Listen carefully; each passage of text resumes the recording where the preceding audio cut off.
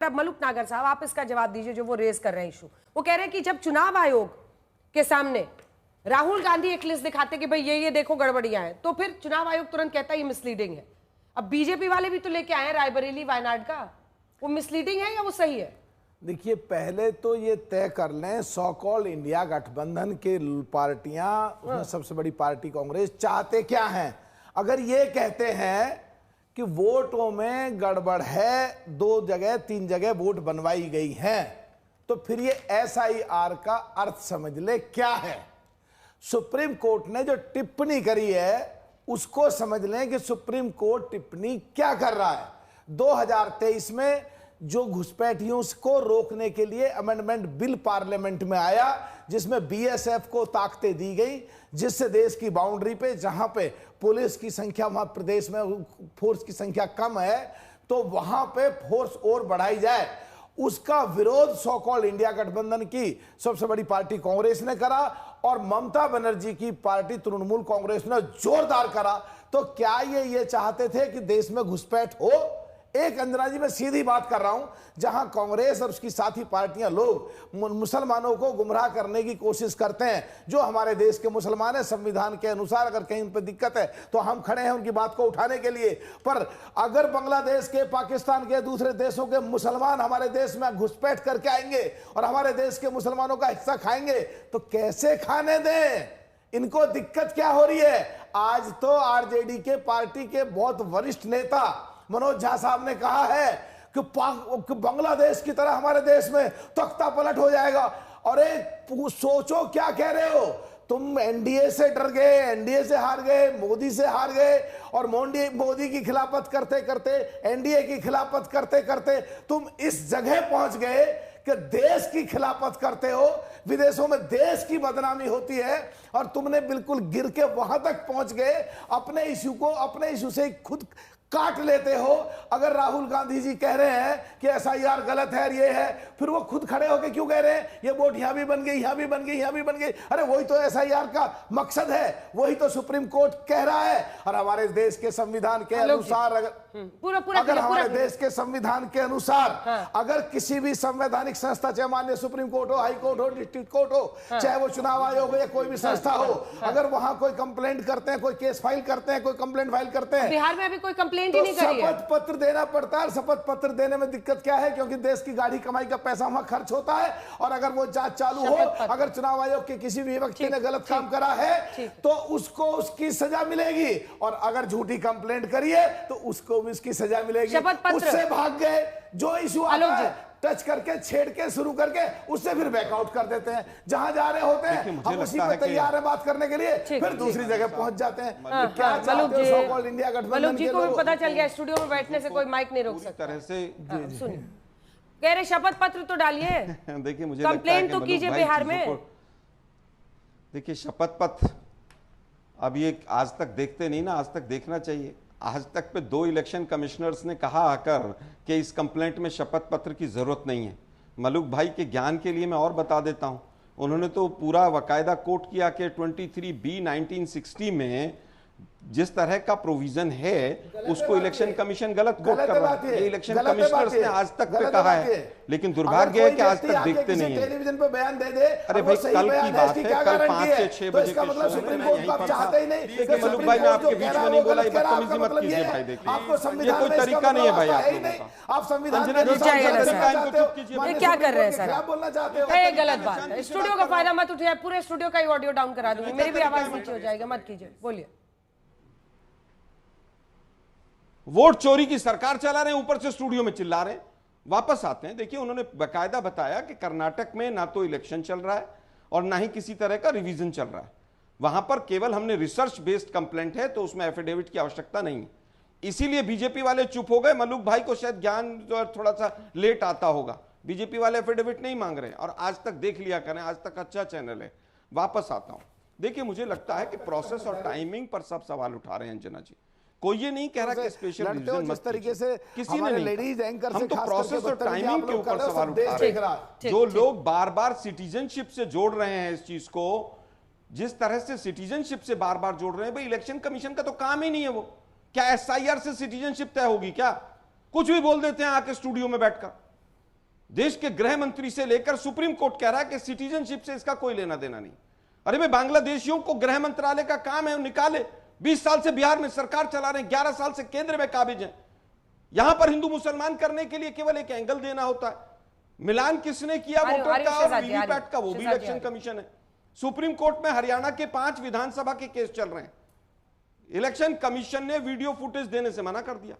Election commission ने कहा कि हम वीवीपैट या जो ईवीएम्स हैं उनको हम पहले खाली करेंगे, फिर टेस्ट कराएंगे। इनको पता कुछ है नहीं। वीडियो रिकॉर्डिंग के लिए सरकार कानून ले आती है कि वीडियो रिकॉर्डिंग नहीं देंगे, क्योंकि उसमें पता नहीं 36,000 साल या कितने लगने थे। वो महानुभाव आज कल गायब हैं, कहीं दिखाई नहीं दे रहे। सोशल मीडिया पे चल रहा है कि वो भाग गए देश छोड़ के। खैर, मैं उस पर नहीं जाना चाहता। आज सीधी सीधी बात है कि कुछ भी बोलकर चले जाओ टीवी पे। मलूक भाई ने कहा 2003 में टीएमसी ने विरोध किया। अरे महाराज, 2003 में तो टीएमसी थी ही नहीं।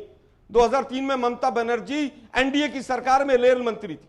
या स्टूडियो में बैठ के कुछ भी बोल के चले जाते हैं, देश को गुमराह करते हैं। अगर आपको वास्तव में ट्रांसपेरेंसी दिखानी है तो इलेक्शन कमीशन की जिम्मेदारी है कि इलेक्शन कमीशन, अरे सुनो ना भाई, रुको यार, इतिहास कुछ पता नहीं, इलेक्शन कमीशन को चाहिए कि जो आरोप, इलेक्शन कमीशन के ऊपर जो आरोप लगे हैं, चाहे राहुल गांधी ने लगाए हैं और चाहे पीछे पीछे चलते हुए बीजेपी ने लगाए हैं, इलेक्शन कमीशन को डिटेल्ड प्रेस कॉन्फ्रेंस करनी चाहिए कि भाई जो कांग्रेस ने आरोप लगाए थे वो गलत हैं, हम इसका ये उत्तर देते हैं। बीजेपी ने जो आरोप लगाए थे ये गलत हैं, हम इनका उत्तर देते हैं। लेकिन दुर्भाग्य यह है कि इलेक्शन कमीशन तो बिल में घुसा हुआ है, उसको बचाने के लिए बीजेपी मैदान में आ जाती है। आलोक शर्मा जी, फैक्ट्स के साथ ही तो चुनाव आयोग भी सामने रखेगा। बनारस की तस्वीरें देखिए, बनारस में इतने बड़े मार्जिन से हारने के बावजूद वहां पर जीत का जश्न मना रहे हैं, जबकि वहां पर दूसरा कोई कैंडिडेट खड़ा नहीं हुआ। ये लेकिन मजाक से ज्यादा क्या कहा जाएगा ये? आप देखिए वहां पर जो परिस्थिति है। ये आपका यूपी कांग्रेस का पोस्ट है। वाराणसी में चुनाव आयोग का एक और चमत्कार देखिए। राजकमल दास के नाम पर 50 बेटों का रिकॉर्ड दर्ज हुआ, जो 28 से 72 साल के बीच है। आज तक की टीम वहां पर गई और उन्होंने देखा है कि वहां पर एक मठ है। यह आचार्य राम कमल दास द्वारा स्थापित राम जानकी मठ मंदिर है। हिंदू मठवासी जीवन की सदियों पुरानी गुरु शिष्य परंपरा के अनुसार जब कोई व्यक्ति साधु जीवन अपनाता है तो सभी अभिलेखों में पिता के नाम के स्थान पर गुरु का नाम दर्ज होता है। तो इस तरह के जो केसेस उठा रहे हैं, तब तो ये राहुल जी के लिए कहा जाएगा कि वो कुछ भी बोल के चले जाते हैं। अब आपकी पार्टी के लिए कहा जाएगा कि कुछ भी बोल के चले जाते हैं। कई जगहों पर टेस्ट करना है ना। राहुल जी ने बनारस का विषय नहीं उठाया। एक मिनट सुनिए ना अंजना जी, कांग्रेस ने उठाया है, यूपी कांग्रेस का विषय नहीं उठाया। मैं तो कह रहा हूं बनारस में जो भी हुआ, हाँ सुनिए, मैं फिर कहूंगा बनारस की भी machine readable voter list photo के साथ इलेक्शन कमीशन जारी कर दे। शहजाद जी, चलिए शहजाद जी बोले। शहजाद जी जवाब दीजिए। बहुत सारे आरोप लगे हैं आपकी पार्टी पर, अब आपकी बारी है, बोलिए। मेरी केवल आपसे एक ही रिक्वेस्ट है अंजना जी कि मैं जब पॉइंट बाय पॉइंट जवाब दूंगा तो प्लीज डिस्टर्बेंस देखिए, इंश्योर कीजिए कि ना हो। बस मैं एक के बाद एक जवाब दूंगा। सबसे पहले अभी आलोक जी ने कहा कि 2 इलेक्शन कमिश्नर्स ने कहा है कि ओथ या एफिडेविट की आवश्यकता नहीं है। तो मान्यवर सुप्रीम कोर्ट ने तो 41 बार ईवीएम को बरी किया है। अभी भी क्या कहा अंजना जी उन्होंने? हम ईवीएम पे फिर भी सवाल उठाते हैं। सुप्रीम कोर्ट की ईवीएम पर नहीं मानना है, पर 2 इलेक्शन कमिश्नर जो रिटायर्ड है उनके वर्जन को ओथ और एफिडेविट पे मान लेना है। फिर उन्होंने कहा कि इलेक्शन कमीशन क्यों प्रेस कॉन्फ्रेंस नहीं करता। वैसे उसने लिखित में जवाब दिया है, पर अगर आपका यह पैमाना है कि इलेक्शन कमीशन ने अपने लगे हुए आरोपों पर प्रेस कॉन्फ्रेंस से जवाब देना चाहिए, तो जो सवाल मैंने सोनिया जी पे उठाया उसका भी जवाब तो सोनिया गांधी प्रेस कॉन्फ्रेंस करके दे। जवाब दिया राहुल जी, अंजना के शो में अंजना जी मैं रिक्वेस्ट कर रहा हूं, बीच में नहीं, बीच में नहीं। Anjana, I waited patiently for my turn, उन्होंने बीच में नहीं बोला, आवाज नीचे कीजिए। हाँ, सोनिया जी तो फिर भी राजनीतिक व्यक्ति है, इलेक्शन कमीशन तो चुनाव आयोग तो संवैधानिक संस्था है, उनसे अपेक्षा है कि प्रेस वार्ता करे। पर सोनिया जी जिन पर गंभीर आरोप लगे और तारिक अनवर मान रहे, और मैं आपको कांग्रेस का ट्वीट भी दिखा रहा हूं, ये वाला जो 2016 का है, उसके बावजूद सोनिया जी कोई क्लैरिफिकेशन नहीं देंगी कि उनका नाम 80 में कैसे आ गया इलेक्टोरल रोल पर। अमित मालविया को गालियां बकेंगे यहां पर बैठकर, ठीक है बकिए, हम लोग तो गाली खाने के लिए चाय वाले की पार्टी से। आगे जाता हूं मैं। तीसरी बात इन्होंने कहा सीसीटीवी फुटेज नहीं दिया। सुप्रीम कोर्ट का यह कानून है कि अगर सीसीटीवी फुटेज चाहिए तो कैंडिडेट ने इलेक्शन पिटीशन फाइल करना है, उसके अलावा किसी भी रूप में सीसीटीवी फुटेज नहीं दे सकती। यह सुप्रीम कोर्ट का द्वारा बनाया गया रूल है। इनको पूछिए हरियाणा में कितने कैंडिडेट ने डाले हैं पिटीशन हाईकोर्ट के पास और हाईकोर्ट ने रिफ्यूज किया है क्या? और कुमारी सैलजा ने तो हरियाणा में बोला कि हम लोग तो हुड्डा जी की वजह से आ रहे।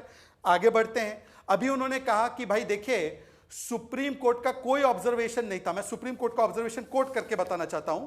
जब पेटिशनर ने कहा मास एक्सक्लूजन हो रहा है, तो सुप्रीम कोर्ट ने बोला ये कहां है करोड़ों लोग जो एक्सक्लूड हो गए। और फिर सुप्रीम कोर्ट के जस्टिस कांत ने कहा इलेक्टोरल रोल स्टैटिक नहीं हो सकते, उनका रिवीजन होना अनिवार्य है। उल्टा इस बार जो एसआईआर हो रही है ये वोटर फ्रेंडली है, ना कि एक्सक्लूजनरी, क्योंकि इसमें 11 डॉक्यूमेंट है। क्या मैं झूठ बोल रहा हूं? आखिरी बात, अंजना जी, ये सारी लड़ाई डेमोक्रेसी के लिए हो रही है ना, डेमोक्रेसी बचाओ के लिए। ये राजन्ना को कौन से डेमोक्रेसी में बचा रहे थे? एक एसटी नेता बताता है कि भाई हमारे अधिकारियों ने गड़बड़ की होगी, अगर होगी तो राहुल गांधी का फतवा आ गया कि इस एसटी नेता को निकालो पद से, रेजिग्नेशन नहीं। ये शशि थरूर के डेमोक्रेटिक राइट का क्या हुआ भाई? ये मनीष तिवारी के डेमोक्रेटिक राइट का? और संजय झा, अंजना जी 1-2 साल पहले संजय झा आते थे आपके डिबेट में, याद है ना? अभी तक सस्पेंडेड है। क्यों? उन्होंने एक लेख लिखा तो सस्पेंड कर दिया गया, 14 पत्रकार बॉयकॉट हो गए। ये डेमोक्रेसी का पाठ पढ़ा रहे, मतलब शैतान कुरान और गीता का पाठ पढ़ा रहे हैं। आप जोड़ रहे हैं। ठीक है, अब आप जवाब दीजिए तमाम बातों का। सोनिया गांधी जी पर भी एक जवाब बनता है, एक बात दिखाइए जो पूरा डेटा है। आलोक जी, हमेशा ये कहकर बात नहीं टाली जा सकती कि बात पुरानी है इसलिए हटा दो। जो हम तस्वीरें दिखा रहे हैं सोनिया गांधी जी की, उस पर भी जवाब दीजिए। दूसरा प्रश्न, राजन्ना साहब आपके कैबिनेट मंत्री थे भाई कर्नाटक में, अभिव्यक्ति की आजादी और संविधान को बचाना है, सब लकीर खत्म हो जाती है जैसे ही बात आती है कि आपकी पार्टी के खिलाफ, आपके राहुल जी के खिलाफ तो नहीं बोल दिया किसी ने। दोनों का स्पष्ट जवाब दीजिए। और राजीव कुमार के बारे में आप कह रहे थे सर, पीटीआई की खबर आई है, एक सेकंड आपको टोक रही हूं, मेरी रिसर्च टीम बता रही है कि पीटीआई की खबर के मुताबिक राजीव कुमार जी जो फॉर्मर सीईसी थे वो यहीं इंडिया में है। चलिए अब आप अपनी बात पूरी कीजिए। चलिए, बहुत अच्छी बात है अगर इंडिया में, हम तो उनकी भी अच्छे स्वास्थ्य की कामना करते हैं, धनखड़ जी की भी करते हैं, वो भी गायब हैं आजकल, फिर भी हम उनके अच्छे स्वास्थ्य की कामना करते हैं। रोज लोकतंत्र की हत्या करते थे, अब बिल में घुस के बैठ गए धनखड़ जी। खैर, आज का वो विषय नहीं। देखिए, राजन्ना जी की बात आपने की। राजन्ना एक मिनिस्टर हैं, कैबिनेट मिनिस्टर हैं, क्या उनको ये नहीं पता कि कोई भी सरकार वोटर लिस्ट नहीं बनाती है, इलेक्शन कमीशन बनाता है। अगर अधिकारियों ने गलत की तो इलेक्शन कमीशन उनके ऊपर एक्शन ले सकता है। क्या कोई भी स्टेट गवर्नमेंट किसी के नाम को हटा सकती है, डिलीट कर सकती है, ऐड कर सकती है? जिस व्यक्ति को इतना भी नहीं पता हो तो मुझे लगता है कि कहीं ना कहीं उसको स्वयं सोचना चाहिए कि वो क्या कह रहे हैं, किसी प्रभाव में आकर प्रेरित होकर तो नहीं कह रहे हैं। बस इतना ही कहूंगा। दूसरा मैं कहूंगा सोनिया जी के माध्यम से कि भाई आपने कहा वो फोटो दिख रही है, अरे भाई किस किस ने क्या क्या किया। मोदी जी तो अपना कमल का फूल लेकर वहां पर वोटर लिस्ट वोट डालने पहुंच जाते हैं। क्या कमल का फूल लेकर वोट डालने जा सकते हैं क्या गांधीनगर में? पूरा रोड शो करके वो पोलिंग बूथ तक जाते हैं जब इलेक्शन कमीशन सोता रहता है क्या? अब ये 4 फोटो लेकर मैं बैठ जाऊं यहां पर, फिर इन पे आप अंजना जी कहेंगे अब बीजेपी जवाब दे। ये विषय नहीं है, डेविएट डिस्ट्रैक्ट करने का तरीका है। मेरा सीधा सीधा ये कहना है कि जो एसआईआर हो रहा है उसकी टाइमिंग और प्रोसेस के ऊपर गंभीर सवाल है, और अगर सवाल नहीं होते तो सुप्रीम कोर्ट इस केस को एंटरटेन क्यों कर रहा है? इतनी पेटिशन एक्सेप्ट क्यों हो गई? सुप्रीम कोर्ट का आज का ऑब्जर्वेशन जो है सुनिए, कि आप जनरलाइज नहीं कर सकते। Bihar is a part of India. If people in Bihar do not have these documents, other states would also not have. कि आज अगर बिहार में ये दिक्कत आ रही है तो बाकी राज्यों में भी दिक्कत आएगी। ये आज के ऑब्जर्वेशन हैं 10 के 10।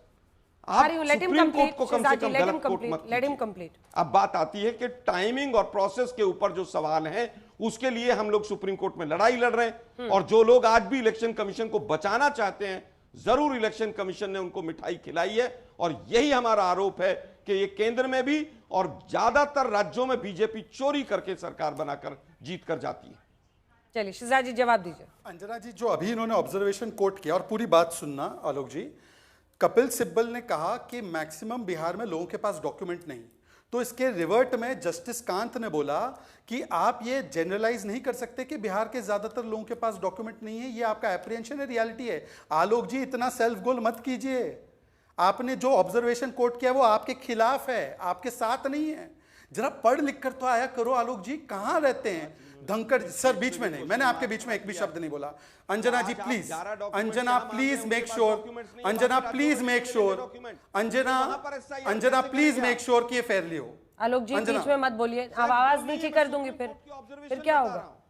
फिर आवाज नीचे हो जाएगी। आपके बीच में किसी ने नहीं बोला, अंजना जी, आपसे ज्यादा और मुझसे ज्यादा सबसे ज्यादा संजय जी देखते ना कोर्ट को। संजय शर्मा को कर लो ना पैच और कर लो दूध का दूध पानी का पानी इस कोर्ट पे।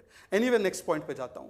दूसरी बात, राजन्ना जी को नहीं पता कि बीएलओ, सर बीएलओ कहां से आते हैं? इलेक्शन कमीशन क्या मार्स से लेकर आता है, जुपिटर से लेकर आता है, इटली से लेकर आता है? ये बीएलओ एसडीएम डीएम होते हैं। मेरी बातों पर भरोसा नहीं है तो सुनिए आपके फेवरेट नेता, पीडीए के बहुत बड़े नेता, सुनिए। सरकार दिल्ली में बीजेपी की है, हमें उम्मीद है कि कर्नाटका में कम से कम सरकार कांग्रेस की है। ऐसे अधिकारी जिन्होंने वोट चोरी कराई है, वो बीएलओ हो, एसडीएम स्तर के हो, जिलाधिकारी के स्तर के हो, उत्तर प्रदेश में सरकार होती तो हम लोग कार्रवाई करते उन अधिकारियों पर। हमें उम्मीद है कि कांग्रेस पार्टी उन पे कार्रवाई करने के बदले अंजना जी इन्होंने तो एसटी नेता पे कार्रवाई कर दी, एक आदिवासी समाज का व्यक्ति टॉलरेट नहीं। और आखिरी बात अंजना जी, मैं माफी चाहता हूं, धनखड़ जी के विषय में जो बोला है, एक किसान पुत्र, एक ओबीसी समाज से आने वाले राजस्थान के गौरव की बिल में छुप कर बैठा है। यह आलोक जी की पार्टी ने जो टिप्पणी की है, क्या कांग्रेस पार्टी इस प्रकार की टिप्पणी से अपने आप को जोड़ती है? तो बता दे, क्योंकि इन्होंने बार बार आदिवासी समाज से आने वाली राष्ट्रपति का अपमान किया, उनको बोरिंग कहा, उनको डीवल मानसिकता का कहा, इन्होंने कोविंद जी को कोविड कहा, इन्होंने प्रधानमंत्री को तू चाय बेच, नीच, हरामी, ये सारी बातें कही है। और आज जिस प्रकार से वाइस प्रेसिडेंट को और फॉर्मर वाइस प्रेसिडेंट को गाली दी है, मैं इसका खंडन करता हूं, इसका खंडन करता हूं। और ये आलोक शर्मा की मानसिकता को दर्शाता है। आज का जो विषय उस पर नहीं रह रहे हैं। आप किस हिसाब से बोल रहे हैं छुप कर बैठे बिल में? अरे भाई अंजना जी, क्या एक ओबीसी समाज से आने वाले व्यक्ति के बारे में ठीक है बात? कह रहा हूं बिल में घुसे हुए हैं वो। मैं अंजना जी प्ले कर लीजिए पूरा बयान, अपनी बात को। मैं बयान प्ले कर वाला नहीं हूं। एक व्यक्ति गायब हो गया, एक इस्तीफा आधा घंटे में, कौन सा डर था? क्या कोई करप्शन के केसेस निकाल लिए थे अंजना जी? क्या आप कुछ तय गुजरात करें मॉडल पे फाइलें निकाली जिस थी प्रकार की भाषा उन्होंने फॉर्मर वाइस प्रेसिडेंट के लिए बोली है। एक व्यक्ति किसी गायब के हो लिए भी गया, ऐसी भाषा आकर वो नहीं अपना पक्ष तो रखे कम से कम। अरे वो मुझे लगता है कि आपके आज हिसाब का से विषय थोड़ी नहीं। चलेंगे। एक वापस राष्ट्रपति आते हैं को टॉपिक SC पर बना आते दीजिए, हैं, वापस टॉपिक पर आते OBC हैं। बना दीजिए, उसको ट्राइबल बना दीजिए, ये गलत बात है। मैं फिर कहता हूं कि आपने आज ट्राइबल नेता जिस को विषय लात पर मार बात के कर रहे हैं निकाल उस पर दिया। विषय पर रहिए। ट्रांसपेरेंसी कैसे एस्टेब्लिश हो? राजन्ना को क्यों अगर निकालो और बीएलओ अखिलेश जी पर राज्य जवाब सरकार के हैं तो रायबरेली का एग्जाम्पल देते हुए थोड़ी सी भी लज्जा नहीं आ रही आप लोगों को? अरे आप किसके हैं फिर बीएलओ? फिर आप ही की राज्य सरकार के हैं। फिर आप 7 साल से उत्तर प्रदेश में पकौड़े तल रहे हैं। क्या बीएलओ वोट दान मलुक जी जल्दी से लास्ट, जल्दी कर से सकता है? मलुक जी। अगर देखिए, आलोक जी ने अभी धनखड़ साहब के लिए बिल में घुस जा, रोज ये करता था, जो अभद्र भाषा का प्रयोग किया, इन्हें माफी मांगनी चाहिए। ये चुनाव में उनको हरवाना चाहते थे, पिछड़े दलितों के खिलाफ रहे हैं। चौधरी चरण सिंह किसानों के देवता, किसानों के मसीहा, उनको इन्होंने 3 महीने में कुर्सी से उतार दिया। राजेश पायलट को पिछड़े समाज से कैबिनेट मिनिस्टर नहीं बनाया। सचिन पायलट को आगे रख के इन्होंने चुनाव जीता राजस्थान का, उसके साथ धोखा करा, उसको कोई मुख्यमंत्री नहीं बनाया। ये पिछड़ों के दलितों के खिलाफ है। राहुल गांधी जी खुद कहते हैं जब मैं प्रधानमंत्री वक्त इतने की इजाजत देता हूं। सभी का बहुत बहुत धन्यवाद हमारे साथ चर्चा में शामिल होने के लिए। देखते रहिए।